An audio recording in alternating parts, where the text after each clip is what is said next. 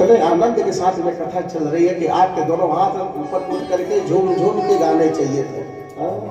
सीताराम जी के विवाह में बैठे हो, लेकिन ऐसा लगता है जैसे पहली बार कथा में आए हो। दोनों हाथ की ताली आनंद के साथ बजती रहनी चाहिए, वो आनंद है। भैया हमें लगता है कि हमारी बहनों माताओं को आवश्यकता से ज्यादा ठंड लग रही है। ये देखो हम भी पहने कुछ भी नहीं है, आप लोग साल कंबल रजाई ओढ़ ओढ़ करके आए हो, ठंड लग रही है। कथा आनंद में हो, जब चलेगा कथा हाथ की ताली झूमते हुए, उसमें क्या है ना, शरीर की गर्माहट बनी रहती है, तब इतनी ठंड नहीं लगेगी। आनंद में बैठो, बार बार कहा जाता है। आप भगवान की कथा में बैठे हो कि जी राज सभा में नहीं बैठे हो कि सर्व संकोच लगे, माता रानी के बीच में भगवान की कथा चल रही है। झूमते हुए एक भक्त जैसे झूमते हुए भजन करता है, भजन करता है एक भक्त झूमते हुए आनंद में, वो आनंद चाहिए आपको।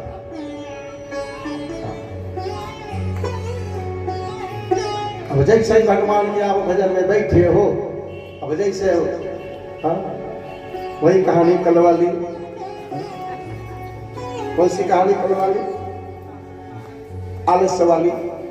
आलस्य में भरे बैठे हैं और सोचा कि भगवान की पूरी कृपा हमारे ऊपर हो जाए तो कैसे होई। आनंद में बैठा ना, भाव में बैठो एकदम, हाँ एकदम मन चित्त लगाए के खो ढूंढते हुए आनंद में।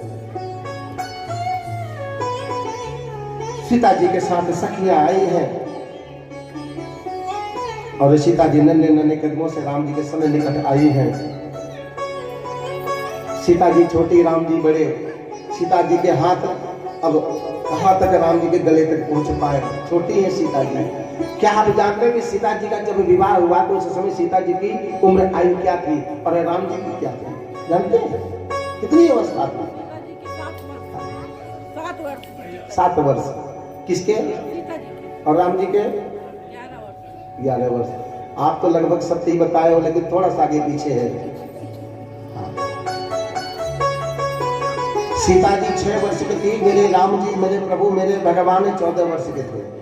हाँ, ध्यान दीजिए, 6 वर्ष की सीता जी थी, जो शास्त्र में प्रमाणिकता है। 6 वर्ष की सीता जी, मेरे प्रभु 13 वर्ष के। कोई कहते हैं कि 14 वर्ष, 13-14 के अंतराल के थे, बस इससे ऊपर ना नीचे। कोई 13 वर्ष मानता है, कोई 14, यही साक्ष्य है बस राम जी का। तो 6 वर्ष की सीता जी, 14 वर्ष के राम जी। हाँ? पहले ऐसे ही होता था विवाह। गौना 8 साल बाद, 9 साल बाद, 10 साल बाद गौना होता था। हमारी जो माताएं लोग होंगी, हाँ, गौना होता था पहले विवाह में। कन्या की विदाई विवाह में नहीं की जाती थी, उसके लिए गौना होता था।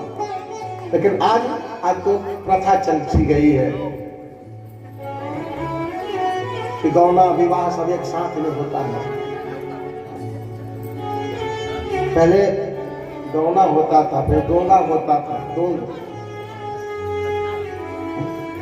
अब तो सब एक ही साथ में, एक ही खर्चे में सब क्या करें, बहुत खर्चा होता है। एक ही खर्चे में सब साथ में पूरा कर दे, कौन बार बार खर्चा करे। पहले विवाह में जिसके यहाँ घर पे विवाह होता था तो उनके यहाँ 3 दिन 4 दिन पहले से निमंत्रण होने लगते थे। हाँ, सुंदर सुंदर खाए के, दाल भात के, कढ़ी के, हाँ, रसाज वाले कढ़ी, बहुत सुंदर सुंदर। 4 दिन तक तो लगातार उन्हीं के यहाँ भोजन होता था और खूब प्रेम से पूरे अपने समाज में बुला करके भोजन कराते थे। सब माताएं बहनें वहां जाकर के सुंदर सुंदर व्यंजन बनाती थी, एकत्रित होकर के भाव से। आज वो सब व्यंजन भूल गया, हलवाई को बुला लेते हैं, पैसे के भरोसे सब कुछ करा देते हैं। अरे जो माताएं लोग अपने हाथों से जो सुंदर सुंदर बहनें लोग बना देती है, वो हलवाई क्या बनाएगा, क्या बनाएगा वो? लेकिन धीरे धीरे ये प्रथा समाप्त होती चली जा रही है। न कोई करने वाला चाहता है, न कोई कराने वाला चाहता है। भगवान ने खूब दिया है खर्च करने के लिए। अरे अपनी कन्या के लिए खर्च कर रहे, अपने पुत्र के लिए खर्च कर रहे हो, लेकिन जो उत्सव महोत्सव विवाह का जो 4 दिन 5 दिन पहले से होने लगता था, अब वो एक ही दिन में सब निमंत्रण तो बुलाओ, एक ही दिन में सब निपटा के बराबर। एक ही दिन में सब। क्यों इतनी जल्दबाजी है जीवन में कि किसी के पास किसी के लिए समय ही नहीं, क्या करेगा? क्यों भैया? किसी के पास किसी के लिए समय ही नहीं है, इसलिए सब जल्दी जल्दी में सब कार्य किए जा रहे हैं। एक दिन ऐसा आएगा कि जो पंडित जी विवाह में 10 बजे से 11 बजे से जब विवाह में बैठते हैं तो पूरा सुबह हो जाती है विवाह के मंत्र उच्चारण करते करते। एक दिन ऐसा आएगा कि विवाह का मंत्र उच्चारण 1 घंटे में, और हो रहा है। ऊपर से कहते हैं जो मालिक होते हैं विवाह के, बारात के, पंडित जी जल्दी जल्दी करो ना। अरे भैया डीजे गाजे बाजे के साथ में तो आप 12 बजे तक बारात लेकर के पहुंचे हो, और इसके बाद में पंडित जी को कहते हैं कि पंडित जी जल्दी जल्दी करो। पंडित जी भी कहते कोई बात नहीं है जवान, हम तो 1 घंटे में निपटा देंगे, चलो। जो पूरे विधि विधान के साथ में विवाह का वेद मंत्र उच्चारण होता था, अब वो कहाँ हो पाता है?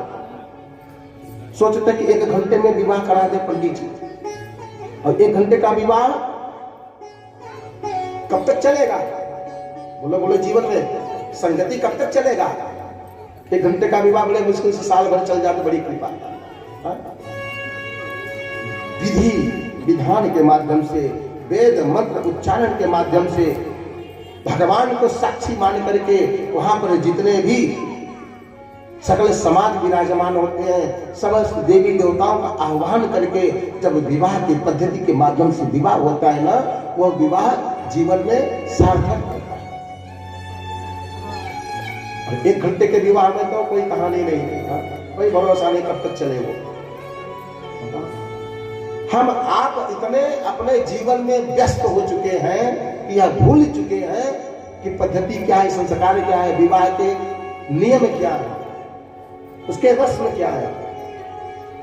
सब शॉर्टकट में चाहते हैं, सब थोड़े में हो जाए, छोटे में हो जाए। कल्पना करिए, यह विवाह बंधन है, जन्म जन्मांतर के इस बंधन में बांधा जाता है। ये सब काम जल्दबाजी में नहीं होते, ये सब जल्दबाजी में करते हैं, विधि विधान के साथ बिल्कुल शांत चित्त व्यवस्थित होता है। सीता जी छोटी हैं, राम जी बड़े, किससे गले में बरमाला डाले। सखियां बार बार निवेदन करते हैं राम जी से कि झुक जइयो तनिक रघुबीर